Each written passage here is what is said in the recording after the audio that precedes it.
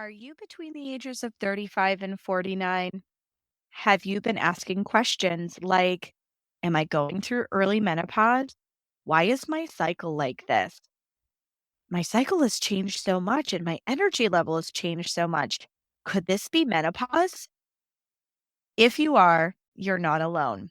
Join me this week as I take a look at perimenopause and the power of pause and how that really does help to minimize some of the symptoms that you're experiencing. Hi, I'm Adrienne Irizarry. I'm an Eastern medicine practitioner who is passionate about women's health and helping women live their best lives. My goal is to put you in the driver's seat of your menstrual health, offering period solutions for a symptom-free life. Statements made in this program are for educational purposes only and not intended as a substitution for medical consultation or advice. We do not claim to diagnose, treat, or cure any diseases.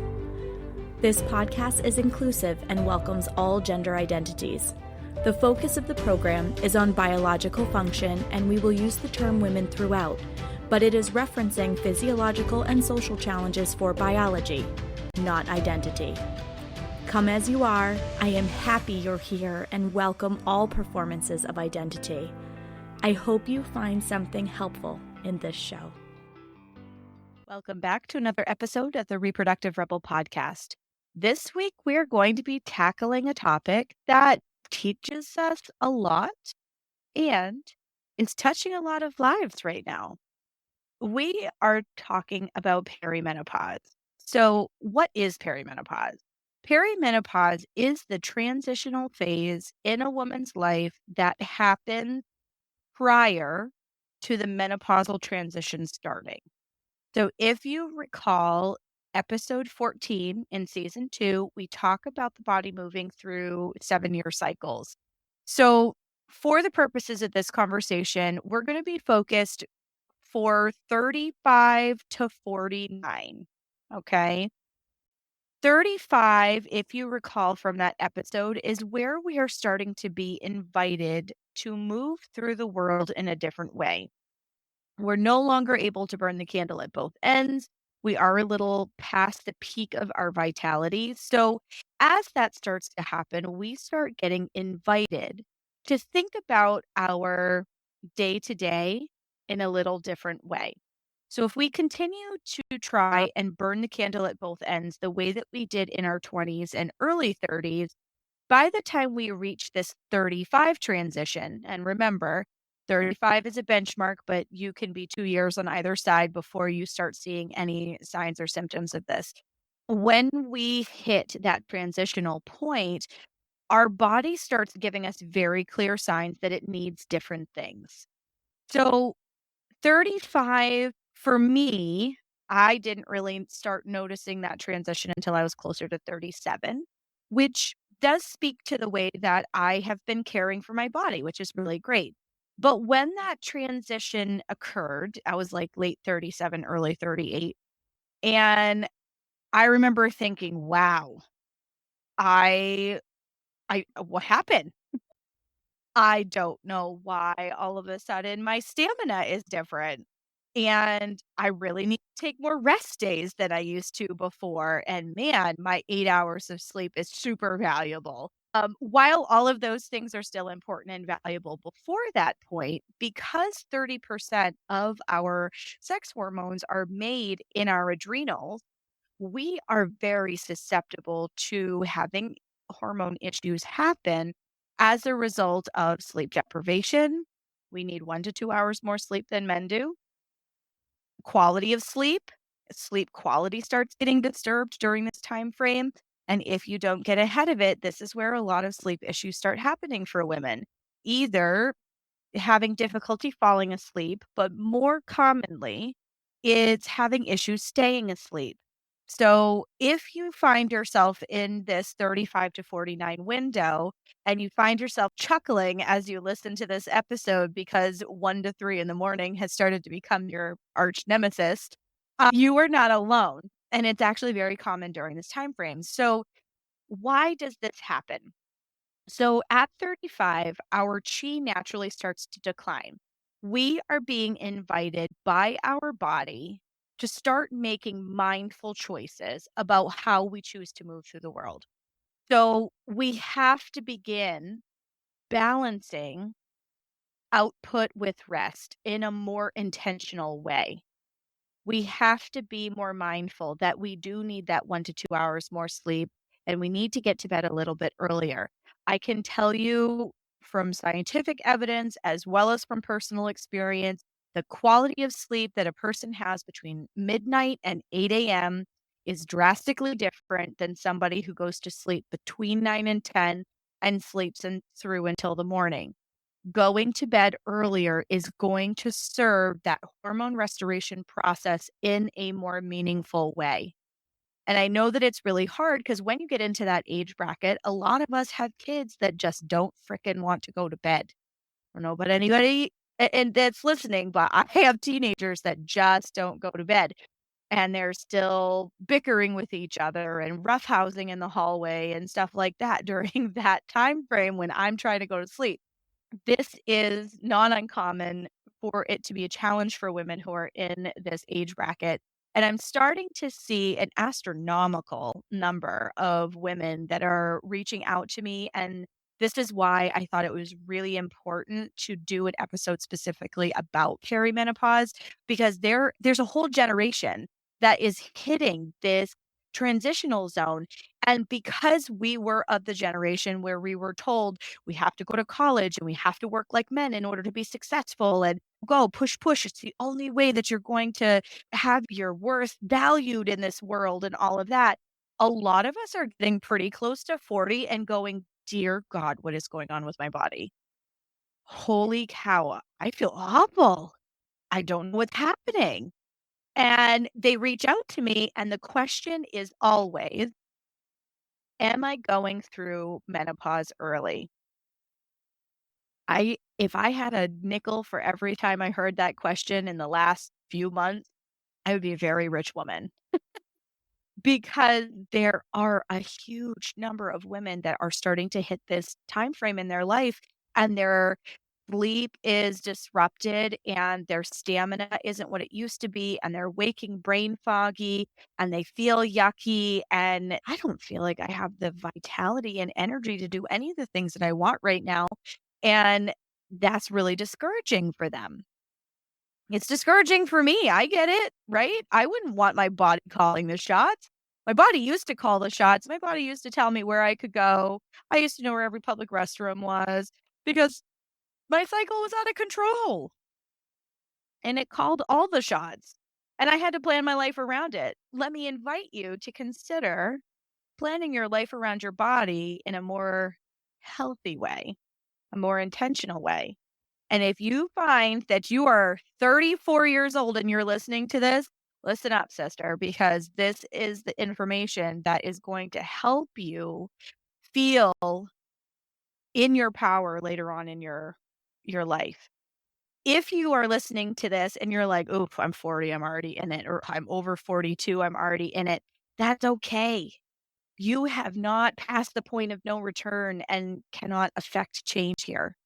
All right. So the reason that we start seeing all of these symptoms start to creep up in perimenopause, which, by the way, if you remember from episode 14, is actually right around 42.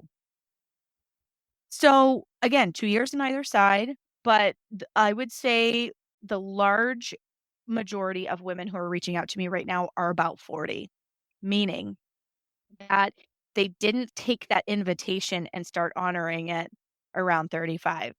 They kept trying to push, they kept trying to do too much. There was a lot of stress. They weren't living in a cyclical way, and this is not criticism to anyone. It's not criticism. It is a statement about our culture. It is a statement about the lack of education around women's bodies, and that lack of education is making us really fucking sick. It's making us really sick. And now that we have such a large number of women that are starting to hit this age zone, all of a sudden they're going, I can't live like that. Please help because I have too many things to do. And that's actually part of the problem. We have too many things to do. Perimenopause is when the body starts naturally making the journey towards the menopausal transition. You are not actually going through the transition yet. All right. So, cycle related problems, symptoms, irregularities, all of those kinds of things, very common during the perimenopausal transition, but it speaks to the way we've cared for our bodies up until about 35 or up until about 40. Because when women ask me this question of, am I going through menopause early? It's because their symptoms have started to get really extreme as a result of lack of education and lack of intentional care around their cycle. So you would be amazed at how cramps can be reduced simply making a change to a menstrual cup. Simply making a change to a menstrual cup. You're no longer blocking the exit of the unused endometrial lining that your body is working to flush out and essentially create a clean slate to start trying to get you pregnant for the next month.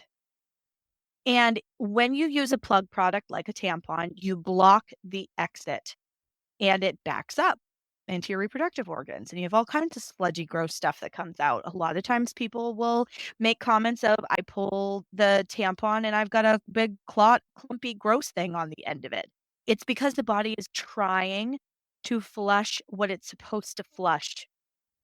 And the tampon acts like a plug.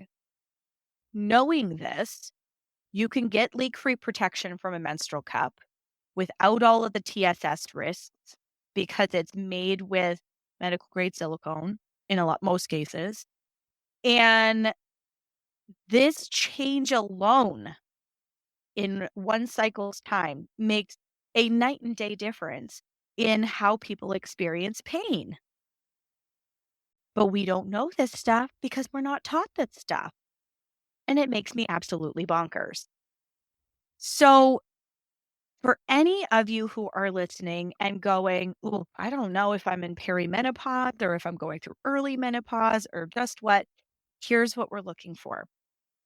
So, as a TCM practitioner, the way that we look at perimenopause is that you are beginning the journey in that transition to your non bleeding years. So, the sea of blood, the Chong Mai, is drying up. And as that happens, you do start seeing signs of dampness. This could be dryness, excuse me. Start seeing symptoms of dryness like dry lips, dry skin, dry hair, personal dryness, an increase in UTIs, BV, yeast infections, that type of thing. All of these things are common when women are starting to make this transition because your body is slowly starting to dry out. So if you look at little girls and that transition between 7 to 14, their bodies start changing and they look less like little girls and more like young women. And this is part of the transformation that is taking place in their body as their sea of blood begins to fill up. Okay. And the first period is supposed to be the chalice running over. We did talk about this in a previous episode, so I'm not going to focus on that as much. But the reason why I'm using this illustration is right now in perimenopause, you are reverse engineering that process.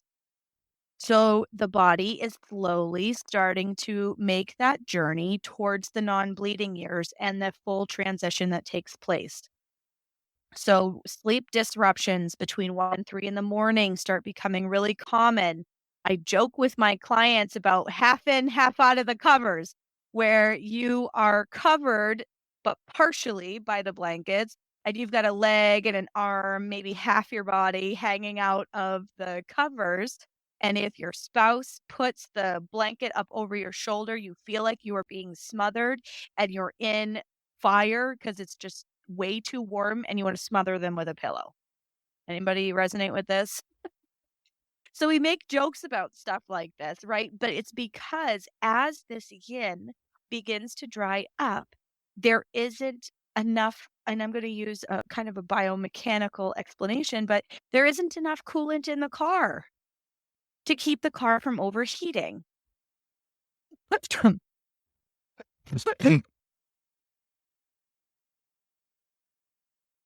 So we need to put coolant in the car in another way.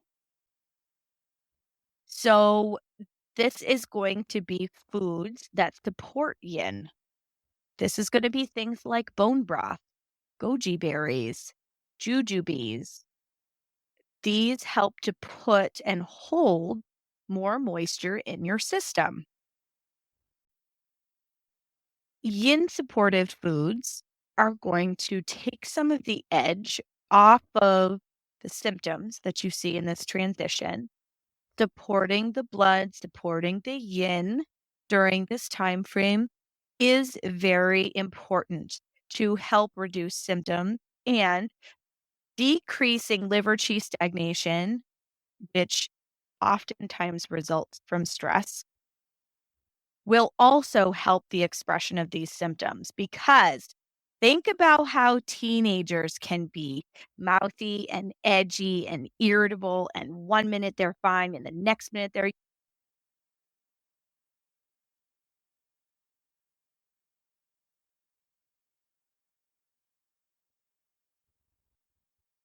just think about teenagers and how one minute and the next minute they're yelling at you, the minute after that they're fine and then they're crying. So you think about all of that emotional spectrum that you see with teens. And the perimenopausal transition really isn't that different. It's very similar. We feel moody and we're fine one minute, and then we're yelling at people to pick up their shoes the next minute, and little things stress us out. And you hear yourself saying things like, "Why am I the only person that is capable of picking this up?" These kinds of things start to increase in frequency the closer we get to menopause. Energetically, we're making a shift. Okay. We are as susceptible, if not more so, to liver qi stagnation in the perimenopausal phase as we are as teenagers. If you look at them side by side, and unfortunately for some of us, we're going through our transition while our kids are going through theirs, and it makes for a perfect storm, unfortunately. If we do things to manage our stress levels and be more intentional about how we're moving through the world, this is doing things in alignment with your cycle.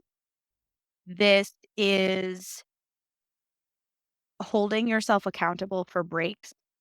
This is making sure you're getting certain foods in your body. If we move through our month in a more intentional way, in alignment with our cycle, we are going to see a huge change in the way that our bodies show up, our response to stress, and subsequently, how our periods show up. Because periods in the perimenopausal zone tend to just be wrought with problems.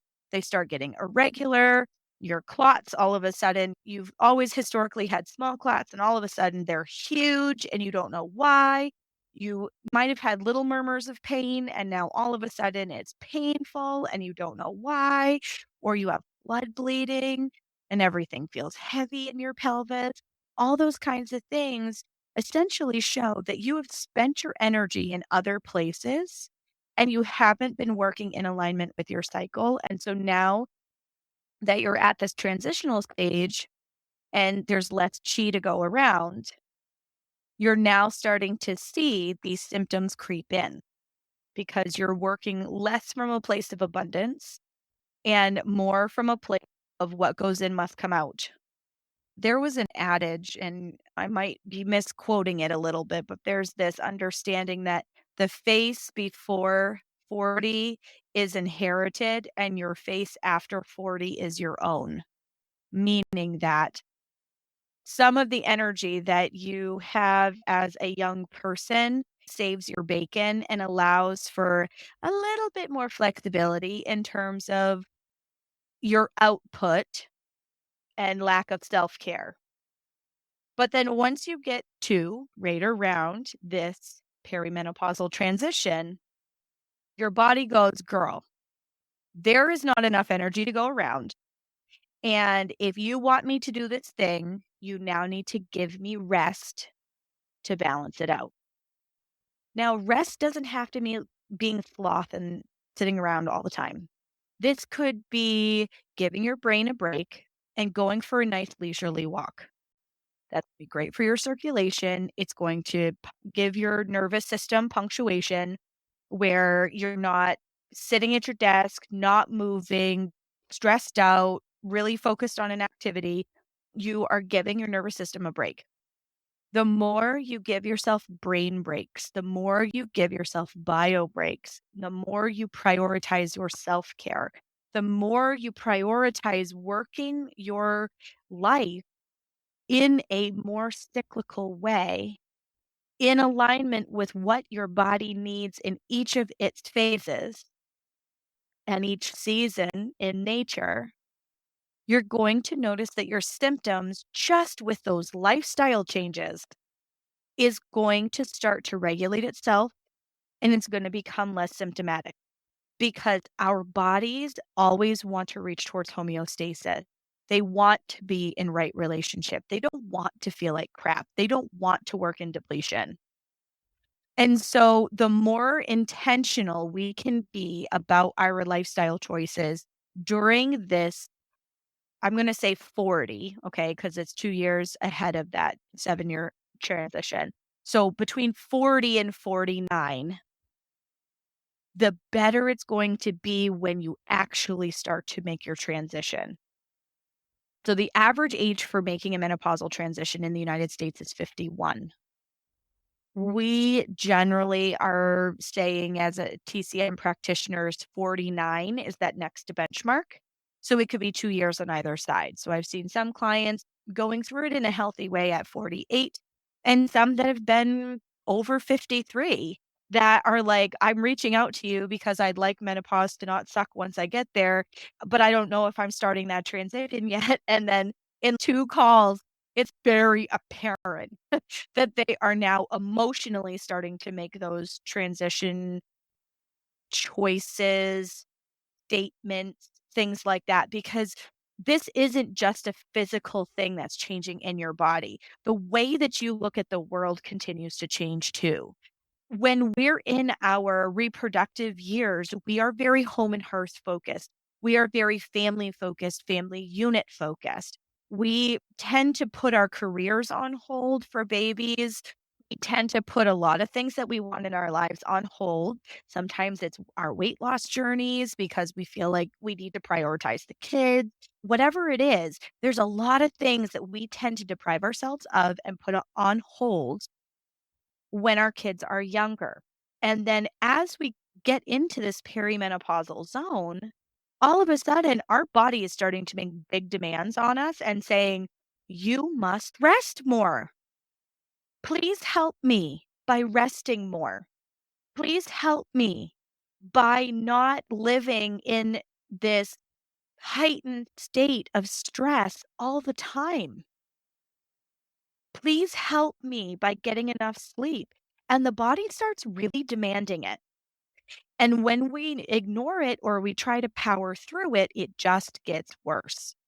So then by the time you are actually at your menopausal transition, you feel like a fire breathing dragon. Your hot flashes are just straight up out of control. And God knows we have plenty of memes about stuff like that. And we poke fun at how emotionally erratic and sensitive to fluctuations, we're going to call it, with hot flashes and things like that in our system. We have plenty of jokes about it, but very few solutions that are outside of hormones and surgery. And a lot of times, women in this 40 plus bracket find themselves staring down the barrel of a hysterectomy because their symptoms are really extreme.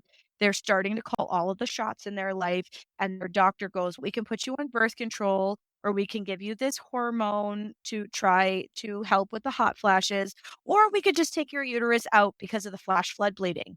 And how many of you resonate with that? I was starting to be told before I was 35. I don't even know if I was even 33 because I was having cycle issues. They told me I was fast track for a hysterectomy by 35. No, sir. Do not take my uterus out. I do not want you to open the door for prolapse of my bladder, of my rectum, or anything else. Thank you very much. And a lot of us are not presented with any other options other than hormones and surgery. And neither provide us really great results because when we take our uterus out, it opens the door for different kinds of problems. I have seen people who have had hysterectomies who swear they're going through menopause for at least 10 to 12 years because the hot flashes control their life, their mood swings control their life, and they thought it was all going to be solved, quote unquote, by having a hysterectomy. And they just ended up inheriting a whole bag full of other symptoms that were equally as bad, if not worse.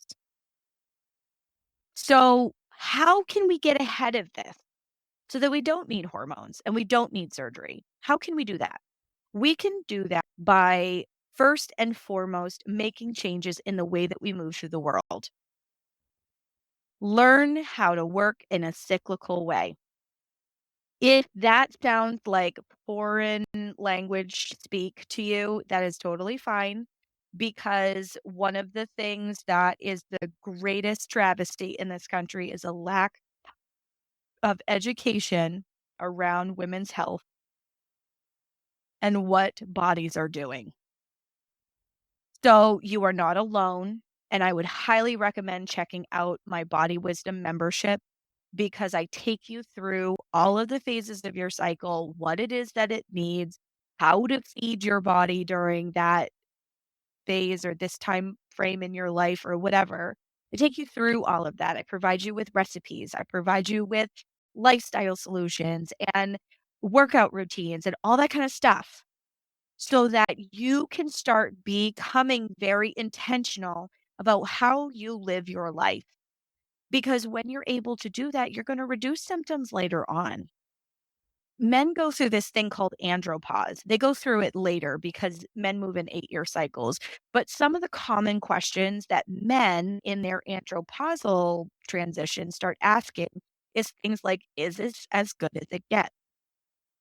Because they're starting consciously or unconsciously to come up against the fact that life is finite and they're at the best of their health that they're going to be in their life right around that time frame. And that there is a downhill slide from there. This is where we do see a lot of the midlife, the stereotypical anyway, midlife crisis types of presentation. For women, it's a little different. It's wanting to be more mindful of caring for themselves. There's a push for self-care. There's a push for boundaries. You start finding your voice and expressing that, which can be very jarring for people around you when, you're used to being like, "Okay, dear. Yep. All right." And then you stuff your emotions down inside of your body, which if you did not catch the episode about emotions, you should definitely go check those episodes out. The one where I talk with Dr. Emily Wilson about emotions in the pelvis and some of the reproductive and physical issues like vaginismus and things like that you can get when you stuff emotion down into your pelvis. And the other talking about how emotions are energy. Okay. So we start feeling like, "Crap, I've been low man on the totem pole. I haven't been taking care of myself. My body now feels like garbage as a result of it. I need to start advocating for myself." This is also the time frame that women start going, "Hey, I've put everybody else in my life ahead of me, and I wanna go back and get the degree that I never finished. I want to change my career. I want to travel. I want to do stuff and see things." And they start making plans with this outward look in their life. And so when we get to menopause, Chinese medicine has this beautiful way of articulating it as coming into second spring. It is this new chapter in your life where you, now that you're no longer a bleeding body, have a different level of vitality and you want to go after the things you want in life. And you tend to turn outward and become more externally facing. And we'll talk about that a little bit later, but I think that it's important to know where perimenopause is taking you in this journey. And so starting to want to be a little more selfish about how you care for yourself, how you're spending your time, whether you're getting enough sleep, all of these kinds of things is the beginning of this transition if we're listening to the wisdom of our body. Our bodies are brilliant. They tell us everything that we need to know. We just have really been indoctrinated as a culture to valuing the pursuit of the mind over the wisdom of the body. And it's part of how we got here. But that's actually how a lot of my clients find me. Is they go, "I've been to the doctor said surgery or hormones, and it doesn't feel good to me." That's the key. It doesn't feel good to me. Do you have another option? And the answer is yes. I do have another option. I have very successfully been able to work with women who have been in this perimenopausal transition right around 40 years old. Their sleep is disrupted. They're starting to have hot flashes at night. Their periods are all over the map and get them right back into a right relationship. It doesn't matter how many years you've been cycling. You can still come back to a standard healthy cycle. And then when you actually start making your menopausal transition, then it'll be very clear because you'll go through periods of time without a period and then one will show up and it won't be crazy town. It will just be lighter and a little less involved. And then it will disappear for a little while. Could be a couple of months, could be 4 months, could be 6 months.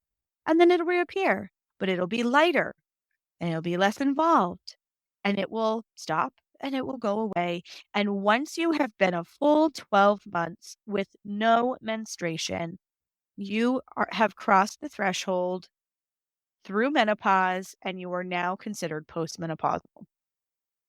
You're on a journey in the perimenopausal time frame. Ladies, 35 is where it begins. And if you are past that, it's never too late. It just means you have to start now in making little changes to prepare your body for this transition. And you can completely make this transition in a very easeful way. But it all comes back to the power of pause. Being able to pause during your bleeding days, giving yourself punctuated pause during the day to break up your stress, being able to pause and advocate for yourself with boundaries around, "I am tired. I do not have the energy to do this thing today. Let me rest and I'll be able to do it with you tomorrow." But it requires you to be able to communicate with your family, with your partner, with those around you, to be able to pace yourself in a way that is meaningful. This is where the intentionality around cyclical living becomes more important than ever. You will be able to very easily manage your period symptoms if you are mindful about giving your body the right things at the right times during the month, not overspending your energy and working in alignment with the gifts each of these phases gives us. So if you are interested in more information about your phases, how to get started meaningfully taking care of these phases, please check out the link for Body Wisdom. It is a membership program that gives you all the tools that you need. There is new content released every month. It literally goes beyond this podcast. So if you've enjoyed some of the guests that I've had on this podcast, a lot of those familiar faces are going to be coming back for additional materials that will be in Body Wisdom. So please enroll. There's going to be new stuff all the time. I just realized that there's only so much that I can cover in a podcast episode. I really wanted to be able to give you a richer learning experience beyond these episodes.